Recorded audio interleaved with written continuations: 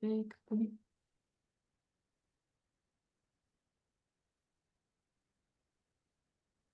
Bueno, creo que estamos entonces los que ya nombré. Vamos a dar un par de minutos más para que la gente se pueda ir conectando. Y pues por respeto al tiempo de los que estamos aquí puntuales, empezamos entonces ahora y para que también alcance según la agenda que tiene preparada Ángela a hacer toda la exposición. Haremos al final de la exposición 10-15 minutos según cómo vayamos de preguntas finales que tengan los participantes. Entonces, les pediré que mantengamos los micrófonos apagados, que respetemos entonces a la persona que está haciendo la exposición y al final, con todo el gusto, abrimos los micrófonos y vamos planteando esas preguntas. Lía, Francisco y Valentina me están escuchando bien y están viendo la pantalla. Ven a Ángel también. Ángel, si quieres, por favor, tú también. em, Prueba tu micrófono una vez más para que sepamos que todos nos escuchan. Sí, ¿me escucháis bien? Lía, Francisco, Valentina. Sí, se escucha perfecto y te vemos. Genial, gracias.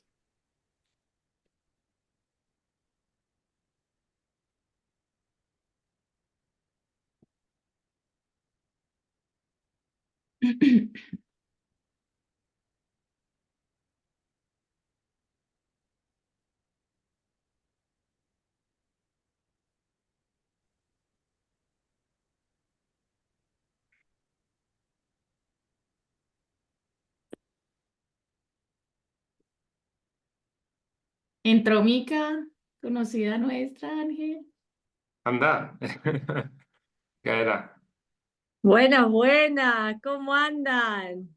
Bienvenida, Miki, a este espacio. Qué hermoso verlo y escucharlo. Un placer vernos de nuevo, Micaela. Bueno, no te veo, pero te intuyo por ahí. ¡Ah! Nombre. Ay, qué bueno, me quiero conectar de la compu en vez del cel y ya lo cambio. ¿Cómo me iba a perder la oportunidad de escuchar y ver de Ángel? Aquí viendo viejos amigos, viejas amigas. Qué bien, cómo ¿Todo me alegro. bien? Todo bien, muy bien. ¿Y tú qué tal? Muy bien, Me muy, alegro. muy bien. Bueno, en este momento la verdad que terminé aplicando, trabajando con ABA un montón Ah, acá en... andaba con niños, fíjate, el cambio. Sí, me fue llevando ahí como más la dirección para esos lados, así que bueno, haciendo una formación también en ABA, pero me parece increíble, está muy bueno también. Bueno, atendiendo online, pero bueno, mucho más tiempo dedicado a allá. Qué bueno, nada, expandiendo horizontes y seguro vamos, que toda la trayectoria que tienes te va a ayudar un montón. A ver si no haces una visita por aquí a Alessandra y a mí. Y a Y Padre bueno, Ileño. ¿nos vemos en el Congreso? Nico, Sí. no sé si voy a poder ir, no lo tengo seguro, no lo tengo seguro. Estoy un poco pendiente, pero bueno, os avisaré si voy para allá. Me veréis, pero os aviso. Ale, ¿vos vas? Sí, sí, Miki, allá nos Ay, vemos. buenísimo, buenísimo. Bueno, después de esta grata sorpresa de las personas que han entrado y de Micaela, demos ya comienzo. Si quieres, Ángel, voy a hacer una breve presentación de tu experiencia que claramente me va a quedar corta. Pero bueno.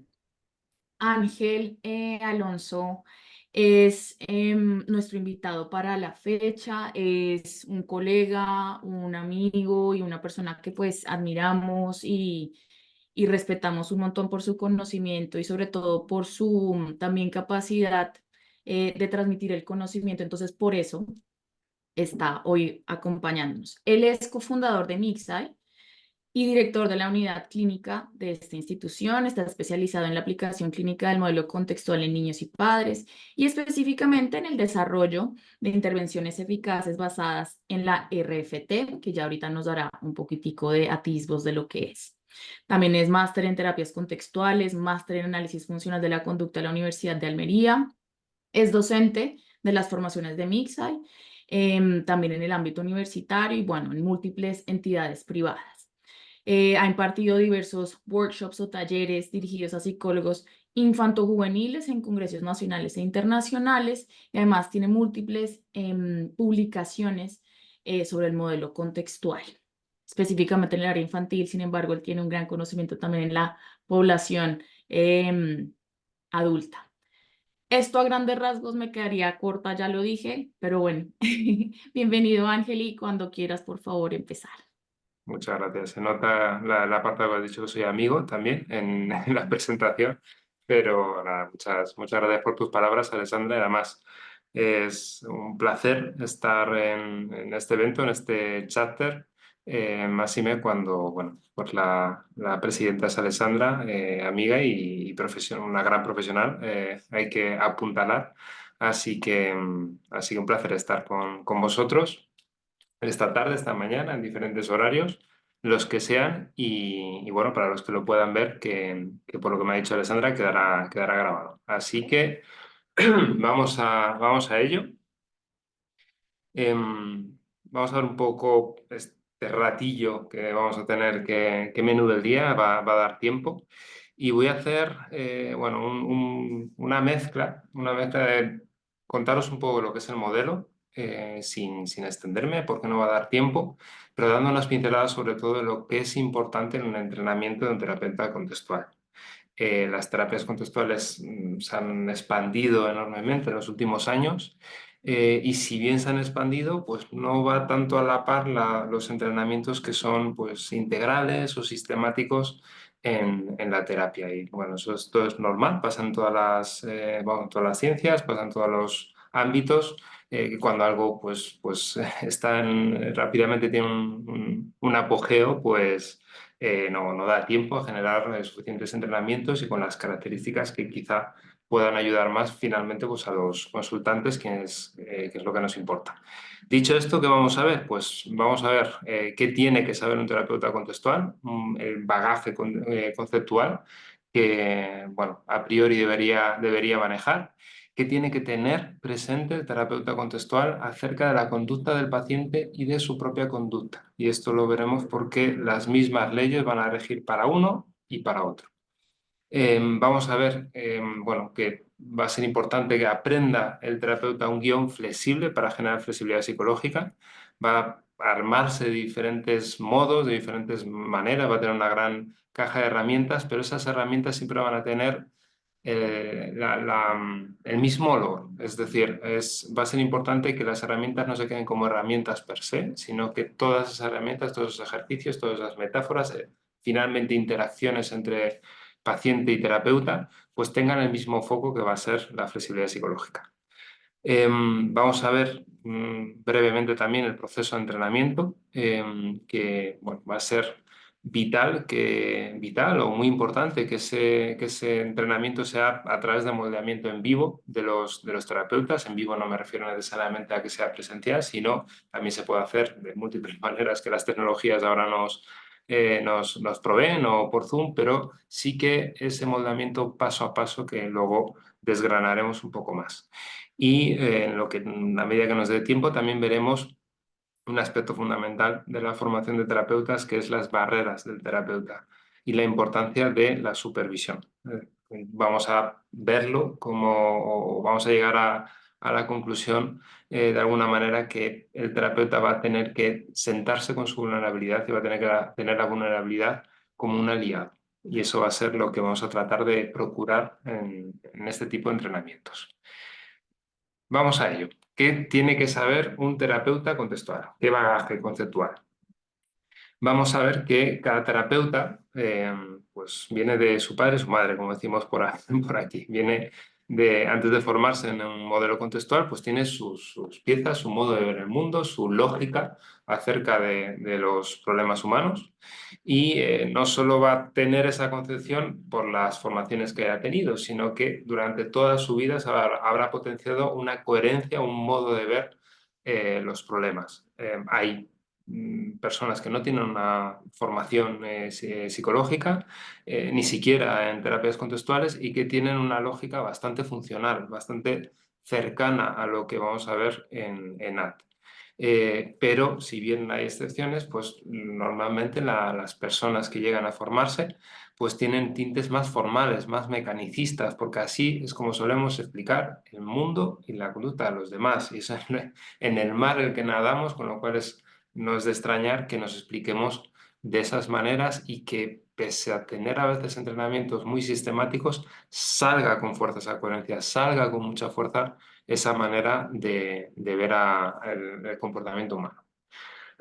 Un entrenamiento en terapias contextuales, por tanto, debe contemplar un sinfín de modos de impregnar al terapeuta de un modelo funcional, que me atrevo a decir que es el modelo más complejo y más complicado de aprender y también de enseñar en términos de la extrema variabilidad del comportamiento humano y el análisis tan sofisticado que requiere muchas veces pues, el analizar los problemas de la gente y sobre todo analizarlos para poder ayudarlos. Y no de una forma formal, estadística, no en paquetes de terapia que, por lo que nos dice la investigación, pues llegan muy poco, no llegan prácticamente a ningún lado, y de ahí la importancia de una visión ideográfica del comportamiento. Además, el terapeuta contextual deberá conocer las bases de las terapias contextuales, deberá conocerlas a nivel de cuando pues, las personas están en el laboratorio, no, pero sí que tendrá que tener un buen ropaje, un buen ropaje. Tiene que conocer ese ADN conceptual de la terapia, que es el contextualismo funcional, que es la filosofía a la base, el modo de mirar a la conducta, el análisis de la conducta, que es el cuerpo, digamos, de leyes sobre las contingencias, y la teoría del marco relacional, que viene a ser un modo de entender la cognición y el lenguaje humano bueno, que ha permitido la investigación en los últimos años y que nos permite desgranar todo tipo de comportamientos. El hecho de que estemos entendiendo ahora este webinar, el hecho de poder hacer cualquier comportamiento que sea humano, es decir, que sea complejo, implica los marcos relacionales, implica la conducta relacional, con lo cual entenderlas, poder entender mucho más a nuestros pacientes y a nosotros mismos para ser más eficientes en terapia. No solo eso, sino también entender de qué está hecha la terapia. El hecho de poder analizar a un nivel mucho más molecular, un nivel mucho más, ver prácticamente cómo se desgrana esas interacciones y se puede ver qué tipo de transformación de funciones, qué tipo de significado cobran para paciente y terapeuta lo que se está haciendo ahí en sesión, pues va a ser fundamental. Además, va a ser conveniente que conozca lo común y también lo diferente entre las terapias contextuales, entre la terapia de aceptación y compromiso, FAT, la compasión, terapia basada en mindfulness. Hay muchas terapias contextuales. Si bien todas ellas se han mostrado en mayor o menor medida muy útiles, vamos a centrarnos en AT principalmente porque es la terapia más completa por diferentes razones, que no va a dar tiempo a exponerlas todas, pero sí la que tiene mayor apoyo empírico. Además, va a ser relevante que los terapeutas conozcan la investigación, sobre todo la investigación de sus procesos, es decir, que tengan mínimamente, que puedan tocar un poco la investigación de por qué funciona la terapia, cuáles son los procesos de cambio que explican que cuando hay mejoras, por qué se dan. Es decir, que sería algo que ahora además en esta nueva hora de terapias basadas en procesos, pues ya digamos que llevaba haciendo los deberes mucho tiempo y gracias a eso, pues a día de hoy tenemos una terapia con muy buena base y unos grandes pilares para luego no solo poder aprenderla, sino poder enseñarla. Vamos al segundo punto. Disculpad que vaya un poco rápido, pero bueno, quiero tocar diferentes aspectos bueno, están relacionados con este tema, que va un poco en línea a lo anterior. Es qué tiene que tener presente el terapeuta acerca de su propia conducta y de la conducta del paciente. Y presente no solo a la hora de cuando está, va a aprender el modelo contextual, sino presente también en cada una de las interacciones con el paciente. Va a ser casi, vamos a ir viendo, no van a ser 10, van a ser más, pero ciertos mandamientos, ciertas ideas, digamos, que va a tener que poco a poco asimilar el terapeuta y va a tener que tener casi como vamos, un sol al que mirar. Cada historia, vamos a decir, es única y personal. Y pese a las semejanzas que pueden darse entre pacientes por la misma cultura, finalmente la cultura podemos desgranarla en diferentes reglas y contingencias aplicadas en la misma dirección, pues hay semejanzas entre nosotros y podríamos estar hablando de ellas ahora de no solo de nuestras dificultades, sino también de nuestros anhelos, de nuestros sueños, de nuestros miedos, pero cada uno de esos va a estar, digamos, relacionado en cada persona de una manera diferente dada su historia. Las funciones, y esto va a ser clave, no están en las cosas. Es decir, no voy a responder ni a las cosas, ni a los eventos, ni a las personas per se. Siempre respondo en función de mi historia personal, de mi historia de aprendizaje. Si alguien entra por la puerta y me da miedo, no es ese alguien, es la función que se hace presente dada mi historia con ese alguien presente. Está, por lo tanto, en la interacción del contexto presente y las funciones que este contexto haya adquirido según nuestra historia. Más, en línea a esto, en línea a la frase anterior, hay bueno, una cuestión que suele decir Kelly Wilson que lo resume muy bien y que conviene también en terapia tenerlo presente, que es no es el significado no es la cosa en sí, sino el significado de la cosa. Y la cosa la podemos cambiar por miedo, por muchos aspectos. Y luego entraremos un poquito más en este aspecto. Vamos a decir también que la conducta del terapeuta y la del paciente está hecho de los mismos ingredientes funcionales. Es decir, vamos a responder a lo mismo. Ambos respondemos a funciones, ambos respondemos al significado que se hace presente dado toda nuestra biografía, dado todas las millones de interacciones que hemos tenido hasta el día de hoy.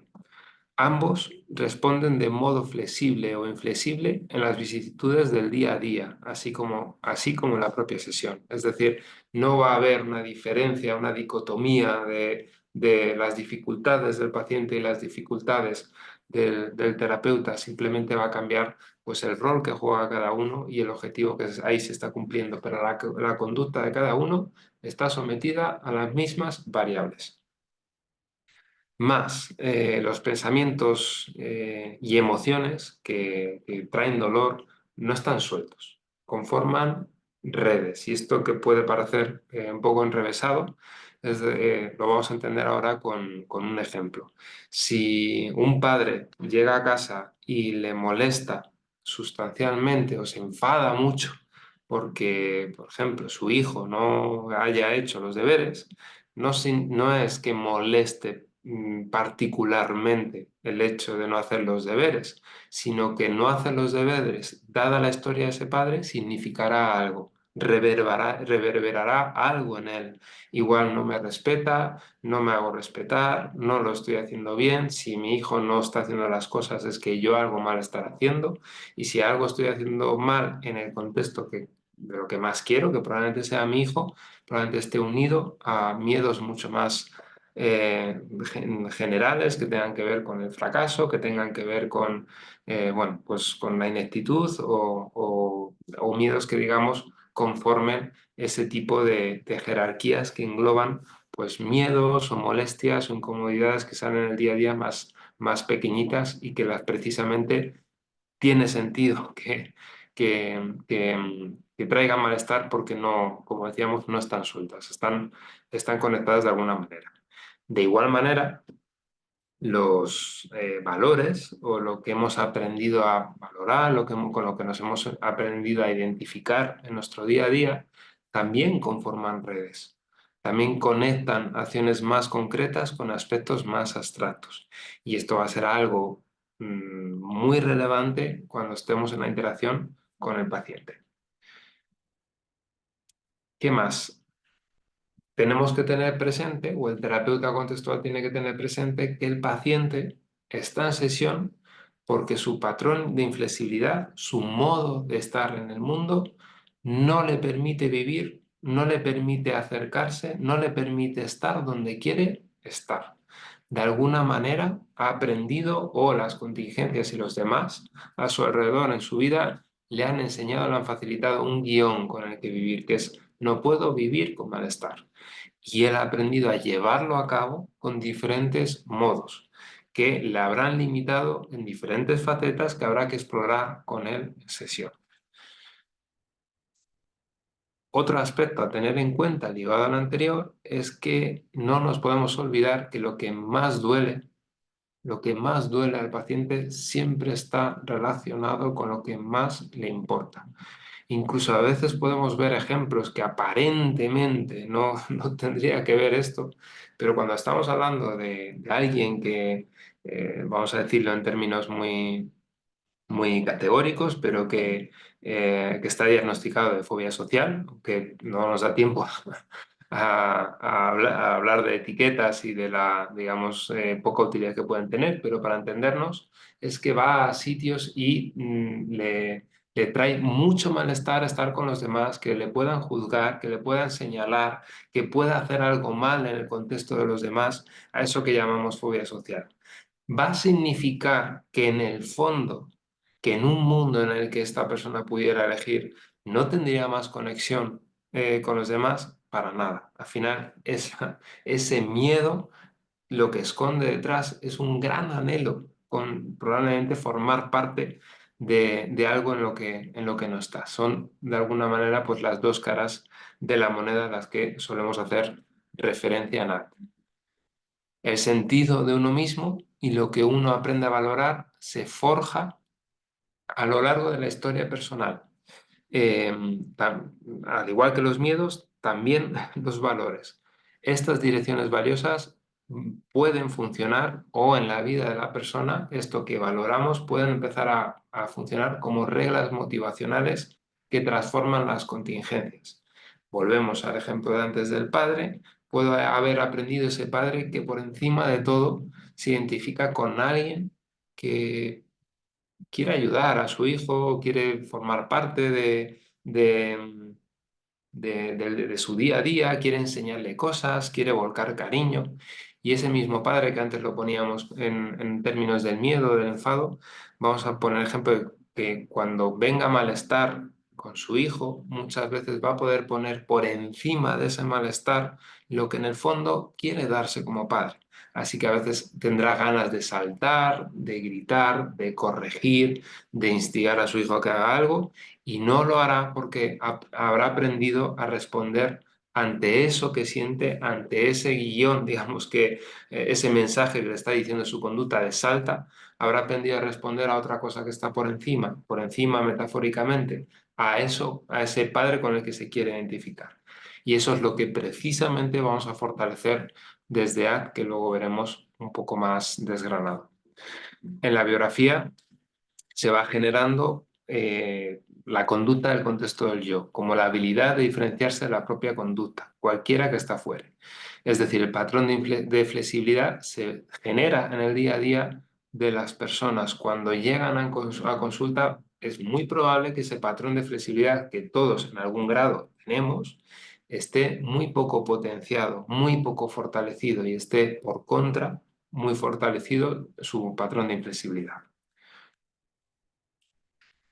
Otro aspecto a tener en cuenta, especialmente en el ámbito clínico, pues el modo más frecuente de reaccionar al malestar es rumiar. Y lo podréis ver en vosotros mismos, en los demás, en los compañeros y también en vuestros pacientes. Es darle vueltas, es preocuparse, ya sea dar vueltas al pasado, ya sea dar vueltas al futuro, ya sea dar vueltas a lo que yo he hecho o he dejado de hacer, a lo que los demás hacen y eso significa a mí, es decir, mil maneras, mil afluentes de darle vueltas a las cosas.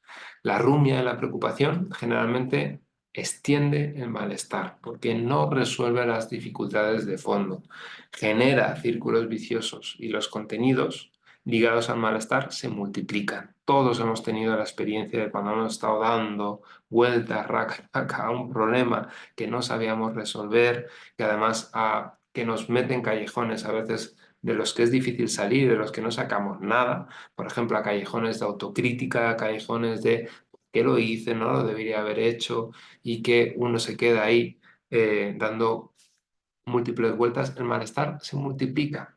No estamos igual cuando hemos empezado a hacer eso a cuando llevamos un buen rato ahí. Con lo cual, como el malestar se multiplica, muchas veces el paciente va a emplear estrategias de evitación adicionales, sean las que sean, sea beber, sea ausentarse, sea gritar, sea diferentes modos de tratar de no tener eso que está en él, tratar de salir, por decir de alguna manera, de ese malestar. Para que el paciente amplíe su vida, para que comience a alimentar sus anhelos, la terapia habrá de pasar por momentos de incomodidad y malestar, es decir, va a haber oleaje necesariamente. Si no hay nada de oleaje en una sesión, es raro, algo estará haciendo el terapeuta que probablemente esté ligado a lo que veremos al final de esta charla con las barreras. Cualquiera de esos momentos, eso sí, tendrán que estar bajo el paraguas del sentido personal y la elección del paciente. Es decir, no vamos a traer dolor a la sesión, no vamos a hacer preguntas, no vamos a tener interacciones que necesariamente traigan dolor sin el amparo de que eso tenga un sentido, que esté imbuido de un sentido, que esté enmarcado en que se está haciendo para algo, que eso es otro aspecto del que hablaremos. Quiera o no, el terapeuta influirá en el comportamiento del paciente, perpetuando el patrón inflexible, no deliberadamente, pero o posibilitando uno flexible. No, por lo tanto, vamos a decir que no está exento de generar funciones en el paciente. Desde el primer segundo que entra por la puerta, con mayor significancia o no, pero cada una de las cosas que hacemos cumple una función para el paciente. No nos podemos separar de ese hecho.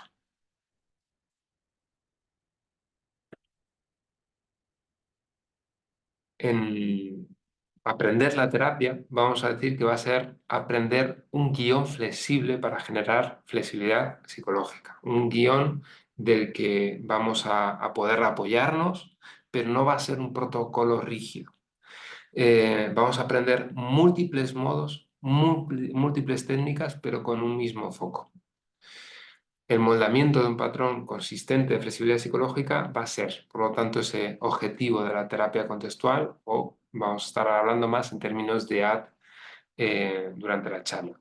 En la interacción entre terapeuta y paciente debe generarse el caldo de cultivo, las condiciones para que el paciente cada vez actúe en sesión y fuera de ella más al mando, más como dueño de su propia conducta, dueño no al nivel de controlar, dueño al nivel de poder tener esos pensamientos, emociones, recuerdos dolorosos, poder sostenerlos, poder hacer espacio y orientar su acción a lo que le importa, no a lo que esto le está pidiendo.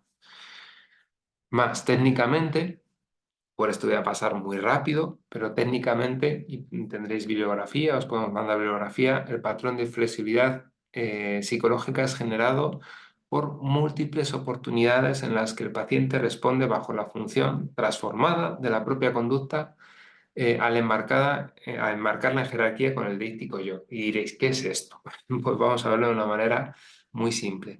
Es un entrenamiento en que yo pueda verme como algo más que mi propia conducta, que yo pueda ver mi conducta como algo pasajero que entra y sale, pero que hay una parte de mí que siempre permanece y que desde esa misma parte yo puedo elegir diferentes acciones, diferentes rumbos ligados a lo que me importa,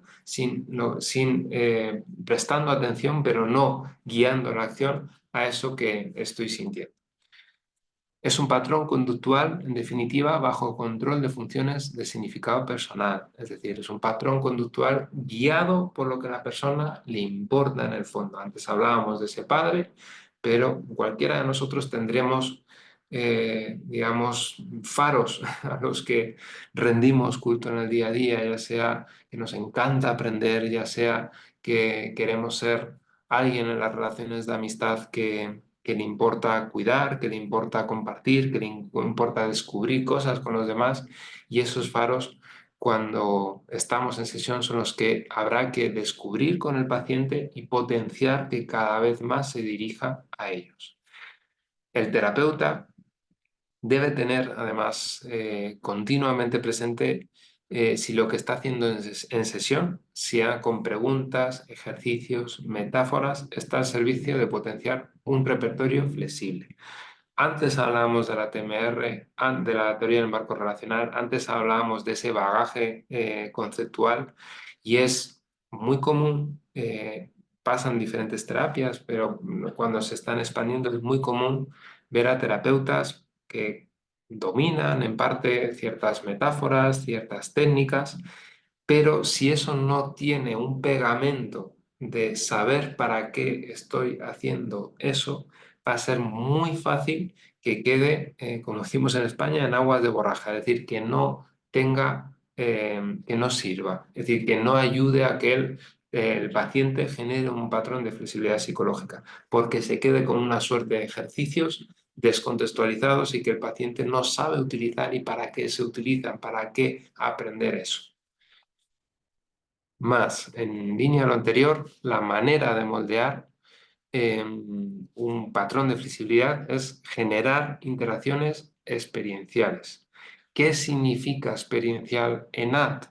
Es que van a venir funciones emocionales, vamos a sentir cosas, se van a hacer presentes en sesión miedos, también anhelos. El paciente va, a veces vamos a ir a momentos de él donde pueda oler a nuevo, a cuando se imagine otro modo de estar en la vida, pero también van a venir el hedor que tiene que ver con el miedo cuando llevemos a situaciones difíciles con él para poder descubrir cómo reacciona en dichos momentos. Es decir, no va a ser una terapia intelectual, no va a ser una explicación, no va a ser algo que no se levante ningún pelo.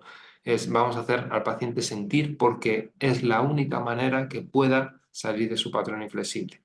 De ahí en que NAT se utilizan métodos menos literales, como son las metáforas y los ejercicios experienciales que acabamos de decir.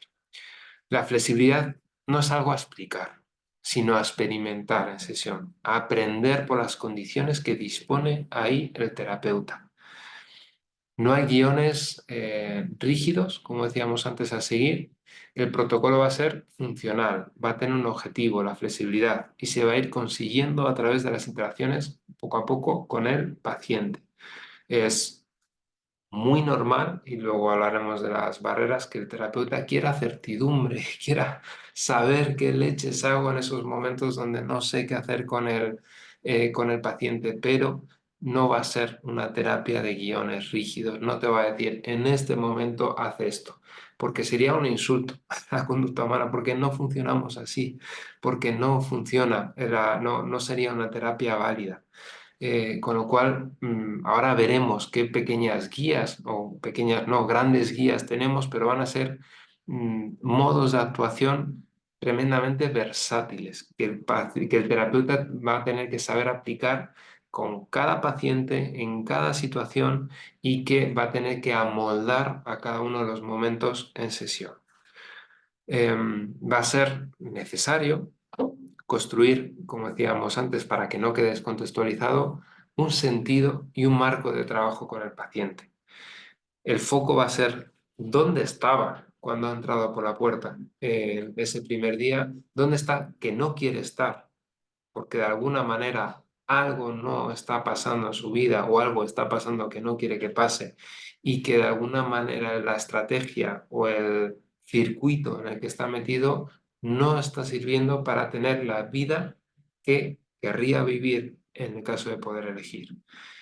Es un aspecto crítico para que las interacciones, desde prácticamente los primeros momentos, cada vez tengan, digamos, el mismo pegamento, que estén contextualizadas, que tengan un cierto sentido, aunque el paciente nunca va a saber, no va a saber siempre exactamente para qué se hace, pero va a ir construyéndose peldaño a peldaño una coherencia de para qué estamos aquí, que finalmente va a ser para abrir vida al paciente de múltiples maneras. Para esto, y no me da tiempo a meterme en la parte técnica de este asunto, es muy importante el manejo de metáforas centrales que engloben múltiples aspectos del patrón y que ayuden a poder, ayudándonos el terapeuta de esas metáforas, va a dar un cuerpo a lo que ahí se está haciendo y que muchas veces podremos aludir a ellas para dar sentido y significado a ciertos movimientos en sesión. La investigación ha proporcionado guías o estrategias de actuación, es decir, hay un guión, pero como decíamos, es versátil. En 2016 lo acuñaron con el nombre de las 3 estrategias y si bien es un modelo funcionalmente equivalente al Exaflex o otras presentaciones de AD que pueda sonar a la audiencia, su conexión directa con RFT ha permitido más precisión en el entrenamiento de terapeutas contextuales y, por tanto, más precisión a la hora de hacer terapia. Estas 3 estrategias que vamos a nombrar muy rápidamente tienen que ver con ayudar a que el paciente discrimine ejemplos del patrón, de la clase funcional problemática, lo que conocéis también con análisis funcional, pero va a ser un análisis funcional verbal, relacional, es decir, va a ser un intercambio continuo con el paciente y no va a ser algo para el terapeuta, sino va a ser algo que le permita al paciente ser más consciente de lo que hace y de a dónde le está llevando su patrón de flexibilidad. Va otra estrategia que comúnmente también se conoce como diffusion, aunque a veces engloba más esta palabra y otras veces menos en función de la literatura que estáis manejando. Esta estrategia que es generar la conducta de diferenciarse de observación, de diferenciarse de los eventos privados y enmarcar estos en jerarquía, es decir, verme como algo más, no solo diferente, sino algo que puede englobar el pensamiento A, la emoción B y la emoción C, y que algo que siempre está presente y desde lo cual desde ese punto podemos elegir. La tercera estrategia, que va a ser clarificar y amplificar la dirección con sentido personal, o clarificar, amplificar valores, es decir, descubrir qué anhelos hay en la persona que tenemos delante y tratar de que cuando empieza a dirigirse a ellos, estirarlos como un chicle. A veces utilizo la metáfora de salpimentar cada una de esas acciones con el sentido que tiene particular para esa persona. Es decir, es darle mucho más significado. Estas 3 estrategias están conectadas, no de alguna manera es como estar pisando con 3 pies, a veces nos apoyamos más en uno y a veces más en otro, pero todos forman parte de lo mismo. Las separamos didácticamente, pero cuando estamos trabajando en una, en parte también se trabajan las demás. Es decir, cuando estamos, por ejemplo, haciendo un análisis funcional con el paciente, también estamos introduciendo claves que permiten diferenciarse más él de lo que hace y de lo que siente. Cuando estamos también en el análisis funcional y estamos tocando más desesperanza, estamos viendo más el coste a largo plazo, de alguna manera estamos clarificando también valores, es decir, las separamos, pero en parte están entrelazadas. Pueden verse también como 3 carriles de la misma carretera. El terapeuta se moverá de uno a otro, pero ambas van en el mismo horizonte y se necesitan entre sí. Vamos a dar, dando estas pinceladas de lo que tiene que saber un terapeuta y de lo que es importante también tener en cuenta en sesión, en AD, vamos a ver ciertas pinceladas del entrenamiento, de qué es importante. Aquí nos podríamos parar mucho, pero es conveniente saber el proceso de entrenamiento y cómo se construye la habilidad clínica en AD. Para que el terapeuta contextual conforme a un repertorio amplio de habilidades clínicas, es necesario, al igual que en otros repertorios, múltiples ejemplos, es decir, múltiple práctica con diferentes casuísticas y no solo con diferentes casuísticas, sino también múltiples ejemplos de las diferentes estrategias en esas diferentes casuísticas, es decir, extrema variabilidad. Si a mí que me gusta jugar al baloncesto, si quieres aprender al baloncesto, no solo aprendes a tirar tiros libres o a tirar triples, sino aprendes a jugar en toda la cancha, aprendes a tirar de diferentes maneras, aprendes a integrar todo ello a través de múltiples experiencias que te permiten luego jugar. Pues aquí es lo mismo. En terapia vamos a generar en los entrenamientos múltiple variabilidad para que sea mucho más, para que la habilidad se fortalezca mucho más. Conviene que aprenda el terapeuta a interaccionar con diferentes casuísticas, como decimos, formas de conducta y vaya extrayendo un modo de estar en terapia funcional. El moldamiento sistemático por parte de docentes expertos es esencial para que el terapeuta discrimine su propia conducta y la del paciente, momento a momento. Y estos, como antes podíamos ver que hay eh, conocidas aquí en este webinar, pues habrán podido vivir entrenamientos que precisamente van dirigidos a poder parar, poder discriminar qué se está haciendo, hacia dónde va cada una de las cosas que hacemos, y eso poco a poco va conformando un patrón cada vez mucho más amplio de habilidades en el terapeuta. Es decir, el terapeuta ya no va a estar sujeto a una receta muy limitada de qué hacer en sesión, sino que luego poco a poco va a poder desplegar las alas y saber mucho más qué está haciendo en sesión, por dónde va, y que, digamos, que la guía no sea lo que hay que hacer, sino que la guía sea la propia conducta del paciente que se va abriendo paso. Es un baile, como digo, como he dicho ahora, que implica la conducta del terapeuta y el paciente. La clave no está en el ejercicio A, en el ejercicio B, en esta metáfora que parece más bonita o en esta metáfora B, sino en cómo utiliza el terapeuta eso de una manera integral, con cada patrón particular y midiendo en todo momento su efecto en el paciente. Es decir, ¿para qué está siendo útil eso? El entrenamiento debe comprender un gran abanico también de habilidades interpersonales, de modos, de gestos, de movimientos, de tonos, de habilidades de observación, no solo en mi propia conducta, sino en la del paciente. Es un sinfín de habilidades que marcan la diferencia, que luego cuando el terapeuta está en sesión le permiten llegar mucho más, le permiten generar funciones en el paciente, le permiten influir de un modo útil para el paciente según lo que quiere en su vida. Si el terapeuta, vamos a decir, es una tabla o tiene muy poco juego, va a ser difícil que llegue, va a ser muy difícil que llegue al paciente. Bueno, por acabar con el último punto que está relacionado con esto último, precisamente vamos a ver las barreras del terapeuta y la importancia de la supervisión de casos, la importancia de la supervisión sistemática. Voy a abrir este apartado con diferentes citas que tienen que ver con este aspecto, y quién mejor que empezar con los creadores de FAP, que tenían esto claramente en cuenta cuando generaron la terapia al utilizar, digamos, al poner como premisa principal de su terapia que influimos en la conducta del paciente a través de la conducta del terapeuta, y esta tiene que estar bien afilada. Decían, todo lo que ocurre dentro de tu piel también en la sala de terapia son datos. Es decir, que lo que está haciendo ahí el terapeuta contigo es probablemente lo que hace con el resto de personas en algún grado.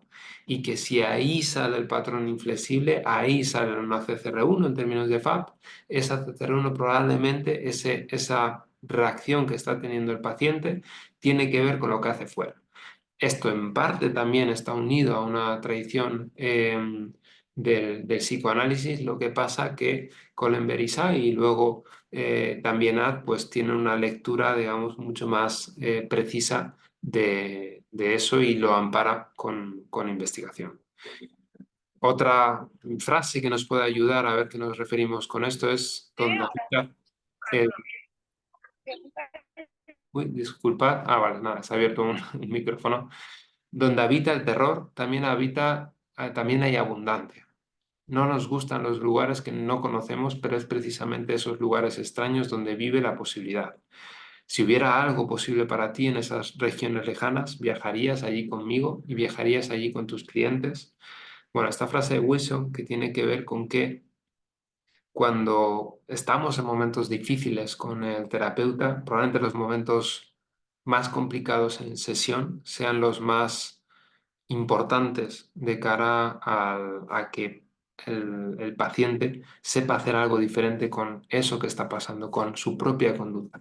Con lo cual van a ser joyas con las que el terapeuta tendrá que bailar y en las que precisamente en esos momentos de muchas veces de incertidumbre y momentos donde hay mucha conducta clínica, son los momentos donde surgen las barreras del terapeuta, donde surge, ostras, no sé manejar esto, no tengo ni idea, donde sentimos extrañeza y donde sentimos otro tropel de sensaciones difíciles ahí. El terapeuta va a interactuar con la conducta que el paciente le sirve como en bandeja, es decir, lo que muestra ahí en sesión.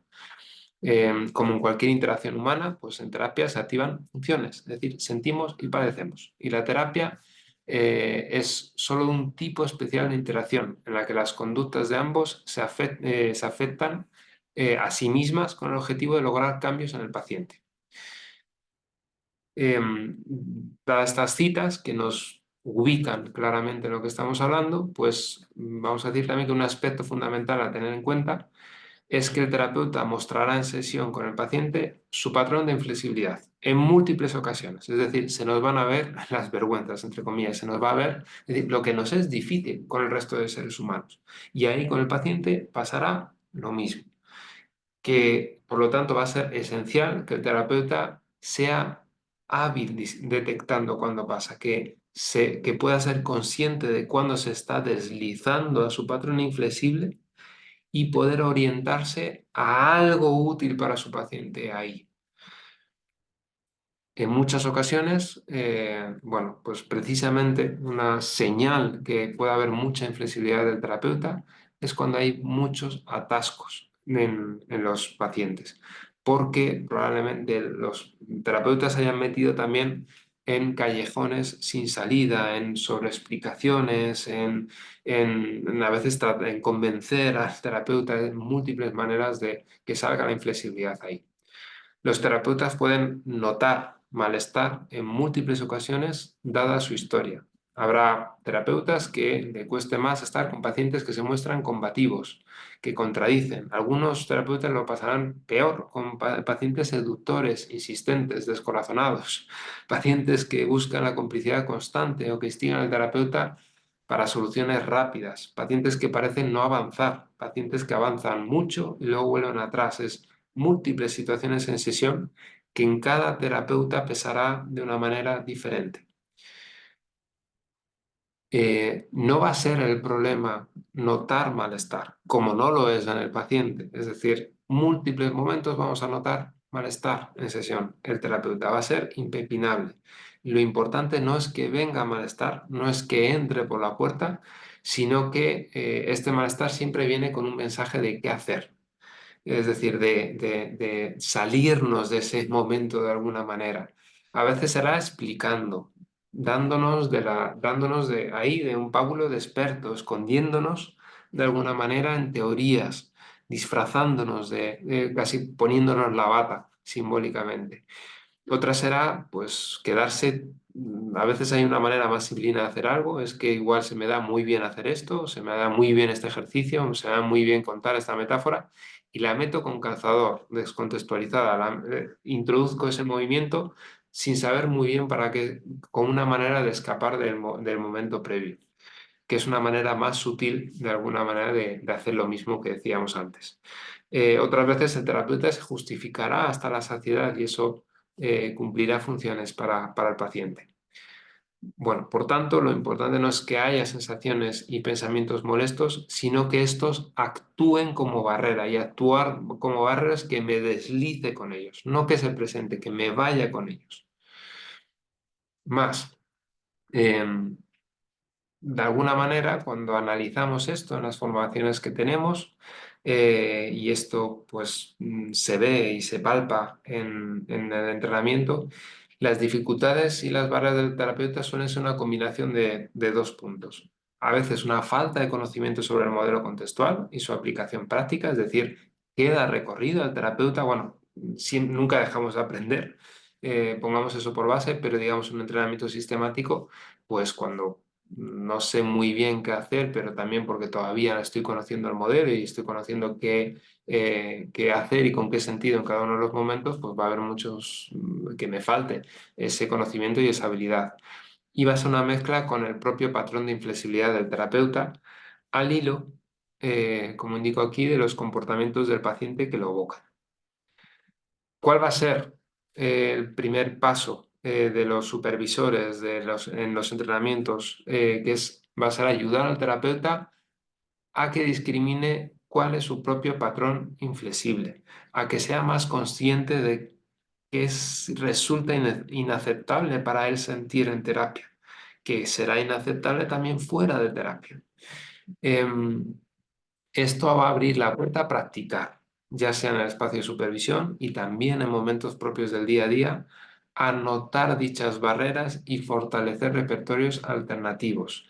Si, por ejemplo, los pacientes que se muestran muy combativos, yo me hago muy pequeño y no sé manejar o por ejemplo me quedo callado, probablemente ese mismo comportamiento me pase fuera de sesión, así que será un gran momento para practicar otros repertorios más flexibles ante esa misma sensación. Entonces el terapeuta puede aprender a notar ganas de explicar y no hacerlo, a sentirse pequeño y a continuar atento y dispuesto, a sentir rabia y no tener silencios. Es decir, hay diferentes maneras en las que se puede manifestar el patrón inflexible, y donde se manifiesta es precisamente el caldo de cultivo donde aprenderá el patrón flexible. Será esencial generar múltiples ejemplos donde el terapeuta sienta vulnerabilidad en los entrenamientos y pueda hacerla espacio, porque eso es lo que le va a tocar con el paciente. Incluso utilizarla como un canal genuino para entenderse, entender al paciente y conectar con él. Abrazar ahí en sesión los fantasmas, los ecos de nuestra historia será la clave para avanzar y poner toda la conducta al servicio del paciente. Y dicho esto, acabo aquí, casi prácticamente en hora. Aquí os dejo, pero bueno, os puedo pasar más, pues bibliografía conectada con aspectos que he ido nombrando y que, bueno, os podemos pasar a través de Alessandra, a través del cháter. Y aquí, Alessandra, como tú veas, pues abrimos Perfecto, al turno sí, de preguntas, que yo me puedo quedar, vamos, sin ningún problema, pues 10 minutos más. perfecto. Bueno, mil gracias por este gran reto que es resumir lo que es las terapias contextuales, o sobre todo ACT, teoría de los marcos relacionales, y bueno, que FAB se relaciona muchísimo. Damos estos minutos que Ángel nos dice que se puede quedar para si alguien tiene alguna duda, alguna inquietud, si no es respecto a la presentación per se, pero sí con esto último que cerraste, Ángel, de la importancia de la formación, la supervisión, inclusive la consultoría de casos, porque uno puede llevar ya con cierta experiencia y no por eso se las sabe todas, ¿sabes? Y sigue uno teniendo barreras, y yo creo que las barreras mutan. Al inicio uno tiene unas y después hay otras, evoluciona todo. Entonces, en esa línea, ¿qué sugieres tú? Yo creo que también es importante mencionar la investigación. La ciencia está evolucionando todo el tiempo, y la ciencia contextual, que pues todos estamos reunidos acá pues porque hacemos parte de ACBS, ¿no? Y de una red inclusive también más amplia, no solamente ACBS, pero sí, claramente eso nos une hoy.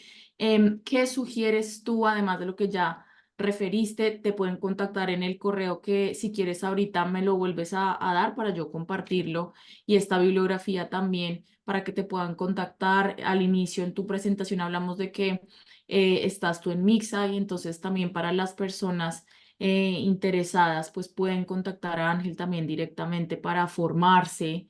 em, eh, formalmente, valga la redundancia, porque hay muchos cursos también, pero yo creo que es importante aclarar que un curso, no sé, de un par de semanas, un intensivo, va a valer la pena, pero va a ser introductorio versus un acompañamiento más largo, como son los másteres que ustedes ofrecen y demás. Entonces, dejo abierta la pregunta si habría algo más que tú Déjalo, agregaras a... haz silencio, Uy, que escucharte. ya, muteé a Paula.